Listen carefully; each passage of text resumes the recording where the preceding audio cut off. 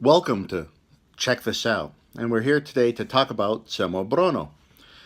Now, some of you have asked, what do you mean, Slavic American martial art? Well, we have Japanese martial arts, we have Chinese martial arts, we have Indonesian martial arts, Filipino martial arts.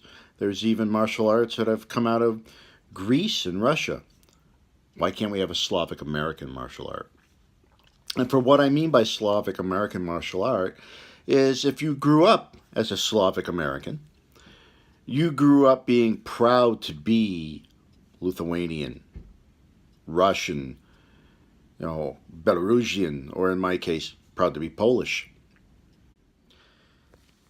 And for me, that Slavic or Polish American upbringing has been around me my entire life. I can remember when I was younger, my grandparents and my great aunts and uncles, who still spoke fluent Polish, would chat back and forth, mostly about stuff they didn't want us to know about. For me in particular, when Pope John Paul II became Pope, a Polish Pope, that was a big deal, especially since I was in a Roman Catholic family. We'd go to a Roman Catholic church that would do the sermon or sometimes the Mass in Polish. We grew up with our meals consisting of borscht, potato pancakes, lapki, kabasa, galumki, pierogi. We were well fed. As I got older, we would go to the adult beverages, beer and vodka, very Polish. Growing up on the TV, there was Ivan Putski, back in the 80s, late 70s, early 80s, this famous wrestler who spread Polish power. And then I can remember, as a kid, watching a variety show with my parents with Bobby Vinton, another great American Polish entertainer. Whether you're Polish or from one of the other Slavic nations, there's a great deal of pride that we take in our heritage. And so I've developed this martial art, Samoobrona, to take that pride. And it's really one that is what I would call a complete martial art. So let me define what I mean by a complete martial art. If we look at the martial art as a four-sided square, at the very top would be our martial code. Virtues of action, virtues of the mind, basically living a life of honor. And we wouldn't have that if we didn't have the left-hand side of that square, which would be our spiritual belief system. No matter where your Slavic heritage came from, the spiritual side was an integral part of what defined a warrior back in the day. For many of us, we were raised in the Christian religion. For me, Roman Catholicism. For some, it might be Orthodox Christianity. And for some still, it might be more of the old world religion or pagan religion. We have to remember that Christianity didn't even come into Poland until 1,000 years ago.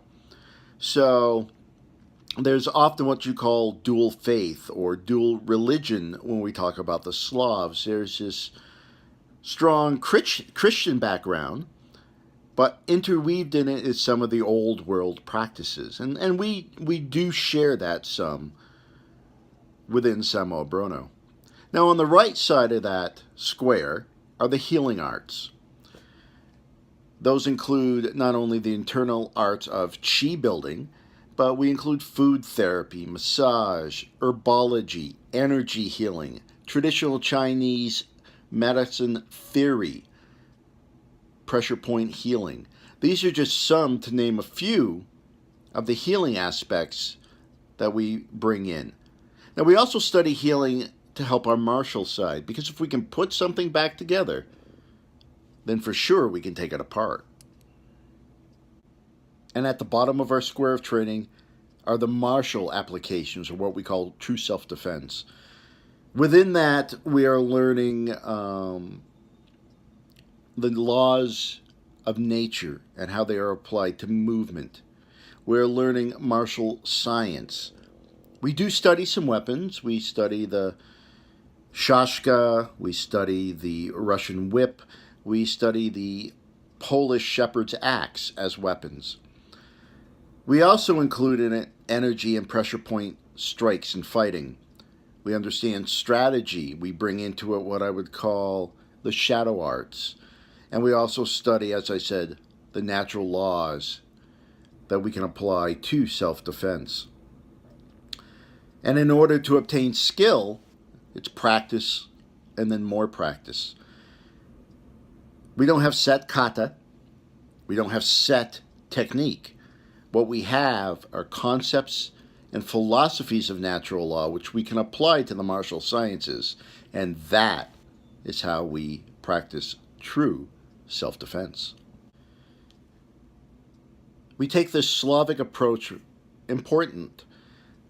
At the end of this video, you're going to see our family crest for Samoobrona.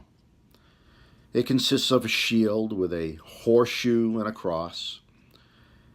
That comes from the Chitkowski side of my heritage. And there's a whole story that goes with that. If you come to class, you'll learn it. The hawk at the top of the crest, again, comes from the Chitkowski side of the family. And what does the hawk symbolize? Interestingly enough, the hawk and the rosary at the bottom of the crest have some similar but different significance. And of course, the shashkas crossed at the bottom of the crest, again, bringing in our Slavic heritage. You don't have to be a Slav to come and take Samoobrona. Just like nobody has to be Irish on St. Patty's Day. But I welcome you all to come and give us a try. Give us a call at 603-433-3179 at On-Site Family Martial Arts over on Gosling Road in Newington, New Hampshire. Or click on the website below and give us an email. Check us out. First class is always free. Come on.